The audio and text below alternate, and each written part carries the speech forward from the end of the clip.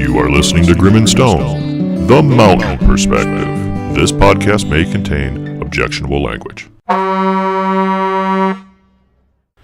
Welcome to Grim and Stone, the Mountain Perspective. This is our take on what's happening in the world. Well, I'm flying solo this morning because Stoney he's doing something with the VA. But before I go any further, I'd like to wish my parents a happy 48th anniversary. 48 years ago, on June 19th, my parents were married. And roughly 9 months later, I was born. Good job.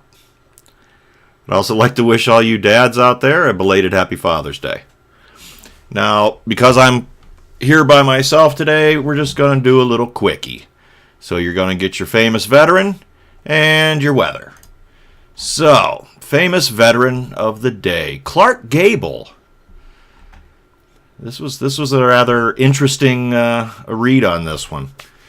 Clark was sworn into service August 12th, 1942. Looking haggard as he wore the same suit he had worn to his wife's funeral just a few months prior. In the news conference afterwards, Clark told reporters, "I don't want to sell war bonds.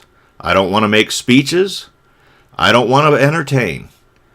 I just want to be sent where the going is rough." Let's see here. His service number was 565390, and his dog tag bore his identification number of 191-25741. He wore it around his neck with a small gold locket that contained the remnants of Carol's ruby clip he had given her last Christmas. The remnants of this clip is what was found in the wreckage of her plane crash, and that's how his wife died. After attending officers' candidate school in Miami, he was assigned to the 508th Squadron of the 351st Heavy Bombardment Group, 1st Air Division, 8th Air Force, stationed in Pueblo, Colorado. Good gravy. He also served as a combat cameraman in Britain, rose to the rank of major, and eventually was furloughed to Fort Roach as the first motion picture unit headquarters. Boy, that thing just reads weird. Anyway, he also trained as an aerial gunner, flew 5 combat missions with the 8th Air Force, 551st Bombardment Group, while making his films, and was awarded the Distinguished Flying Cross and Air Medal. Now, this is what I really found interesting. Clark Gable's discharge papers were signed by none other than Captain Ronald Reagan on June 2nd, 1944. So a big salute to Clark Gable. And one hell of a guy. And then, whoa, that was rather loud. We'll go to weather here real quick.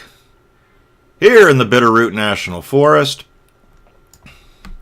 it is 62 degrees. Winds out of the west-southwest at 5 miles an hour. Humidity is 47%.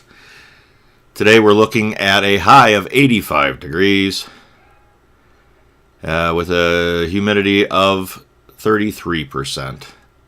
Tonight, partly cloudy at 48 degrees, chance of rain 20%, winds out of the east at 4 miles an hour.